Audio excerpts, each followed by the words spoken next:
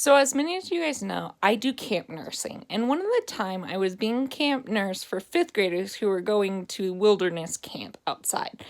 And so I am really big about loving camp. I think camp changes lives. And I think it's really good with people who have chronic illnesses because you get to learn about your illnesses and you get to maintain it. But I set up bumpers. So it's like, yes, you get to learn about it. You get to manage it. But there's going to be bumpers. So there was this one kid from South Pass who was newly diagnosed with diabetes.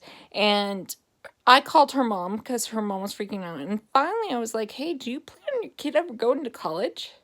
She was like, what? I'm like, do you plan on your kid going to college? She's like, absolutely. And I'm like, well, she's going to have to learn sometime. Like, this is a good time to learn. And actually, the counselor was also type 1 diabetic, which was blessing in disguise. So one day at dinner, they're having tater tots and pizza. Totally a normal camp meal. And I go up to her and I'm like, hey, I do not recommend you have both tater tots and pizza. I'm going to be at your cabin all night long. And I said, do you want me to make you like a carb-free one, whatever? And she was like, no, I want this.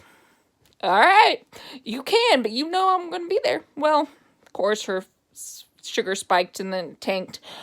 Just basic anatomy says that's going to do that, pathophysiology. So it was winter time and it was like, I don't know, 30 degrees.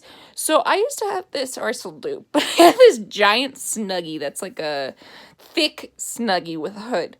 And so I was going up and forth from the nurse's cabin to the lodge where the kid was. And instead of like getting dressed and everything, I just put my Snuggie over it, right? And the funniest is, the next morning, one of the campers is like, oh my God, I think the lodge is haunted. And I said, no, it's not. There's a ghost in the manager's house, and there's a ghost up there in cabin 6, but there's actually no ghost in the lodge. And she's like, no, I swear to God, it's haunted. She goes, last night I looked up and I swear I saw the Grim Reaper come to her bed, stand there, and then turn around and walk out. And she's like, he came like twice.